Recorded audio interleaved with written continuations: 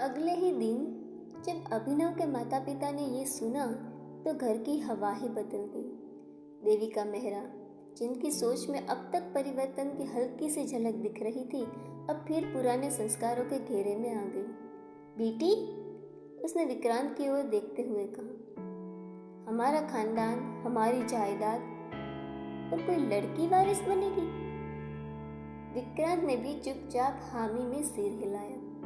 अभिनव चुप था, बहुत चुप। उसका चेहरा तनाव से भरा था, पर होठों से एक भी शब्द नहीं निकल पा रहा था। अवंतिका सब सुन रही थी। तो क्या बेटी होना गुनाह है? उसका स्वर कांप रहा था। गर्भ में पल रही जान की रक्षा के लिए एक माँ का गुस्सा था उसमें। देविका बोली, गुनाह नहीं है, लेकिन हमारी उम्मीद नहीं है। लड़की के साथ कितनी जिम्मेदारियां आती है, और फिर विरासत का क्या होगा? विरासत सोच की होती है, और अगर आप मेरी बेटी को बोझ समझती है तो मुझे इस घर में एक पल भी नहीं रहना है। अवंतिका का चेहरा तमतमाया हुआ था। देविका गुस्से में चिल्लाई, तो अबॉर्शन करा लो, अभी भी समय है, बाद में फिर ट्राई कर लेना। यह सुनकर अभिनव ने अपना सिर झुका लिया। अवंतिका ने उसका कंधा पकड़ते हुए कहा, तुम कुछ नहीं बोलोगे? अभिनव ने नजरें चुरा ली। मैं फंस गया हूँ अवंतिका। माँ, पापा, मतलब जब मैं तुम्हारे साथ खड़ी थी सबके खिलाफ, तब तुम मर्द थे। अब तुम्हारी बेटी को मारने की बात हो रही है और तुम चुप हो।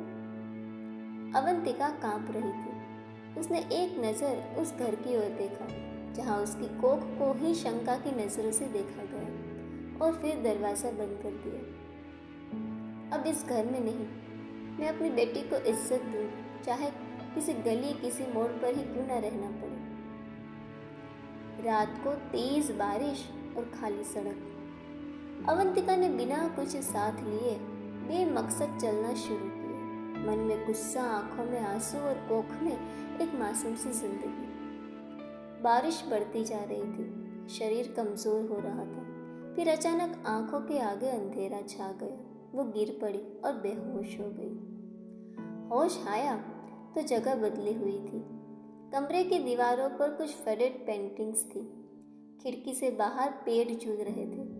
पास में बैठी एक बुजुर्ग औरत ने मुस्कुराकर पूछा, बेटी, अब कैसी तबीयत है? मैं कहाँ हूँ? ये वृद्धाश्रम है।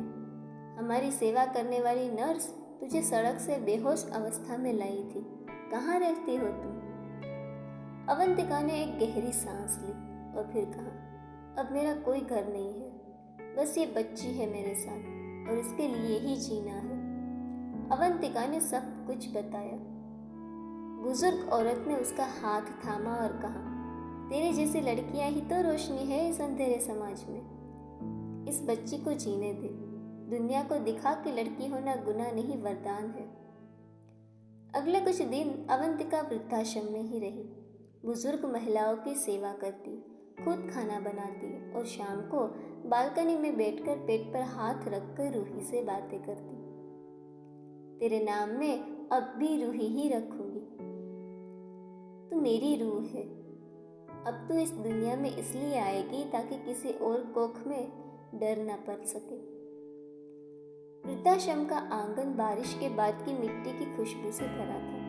कई झुर्रियों वाले चेहरे, मगर आंखों में चमक, ठहराव और अपनापन था। अवंतिका अब वहाँ एक सदस्य नहीं, एक जरूरत बन चुकी थी। वो सुबह उठकर सबकी दवाइयाँ देती, किसी की चाय बनाती, किसी के साथ रामायण पढ़ती और हर रात को रूही से बात करना नहीं भूलती। तू जब पैदा होगी ना, तो तेरे 4 दादा दादी होंगे और एक माँ जो अकेली नहीं है, क्योंकि तेरे जैसी वजह उसके साथ है। उस वृद्धाश्रम की सबसे बुजुर्ग महिला दया दादी एक दिन अवंतिका के पेट पर हाथ फेरते हुए कहा, बेटी, जब मैं 16 की थी मेरी भी बेटी हुई थी, पर सास ने उसे जन्म से पहले ही छीन लिया। तब से आज तक मैं माँ नहीं बन सकी। अब जब तू रूही को जन्म देगी, मैं उसका बचपन जीऊंगी, तू मना मत करना। हाँ? यह सुनकर अवंतिका की आंखें भर आई। ये बच्ची मेरी ही नहीं, आप सबकी है। धीरे धीरे पूरे वृद्धाश्रम में रूही का नाम गूंजने लगा। रूही एक नाम ही नहीं, उम्मीद बन गई थी। किसी को पेंशन मिलने पर वो उसके नाम से मिठाई मंगवाता, कोई पुराने कपड़ों से बच्ची की फ्रॉक सीता।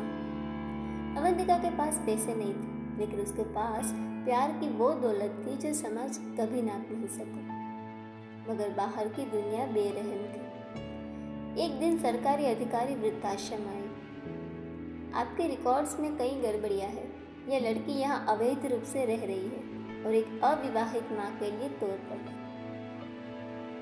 बात पूरी होने से पहले दया दादी आगे आ गई और कहा, यह लड़की हमारे लिए बेटी जैसी है, इसे हटाने की कोशिश मत करना, वरना हम सब सड़क पर उतर जाएंगे। ये किसी कानून से नहीं, इंसानियत से जुड़ी हुई है। सरकारी अफसर झेप गए और वापस लौट गए। उस दिन रात को अवंतिका बहुत देर तक रोई। अब सब मेरे लिए खड़ी हो गई, लेकिन मैं तो आपकी बोझ बन गई हूँ। हम सब औरतें हैं जिनकी अधूरी जिंदगियां थी। तू हमें पूरी कर रही है, अपने मातृत्व से, अपने संघर्ष से। तू हमारे लिए कभी बोझ नहीं हो सकती। अगले हफ्ते एक एनजीओ चलाने वाली महिला वृद्धाश्रम आई, सुप्रिया घोष, जिन्होंने अवंतिका के बारे में सुना था। तुम्हारी कहानी किसी खबर से कम नहीं है अवंतिका। मैं चाहती हूँ कि तुम रूही फाउंडेशन की संस्थापक बनो, एक मंच जो हर उस माँ के लिए हो जो अकेली होते हुए भी कमजोर नहीं हो। अवंतिका स्तब्ध रह गई। मैं बिना नाम, बिना सहारे। तुम्हारा नाम ही तुम्हारा सहारा है अवंतिका। तुम एक माँ हो और यही सबसे बड़ी ताकत है।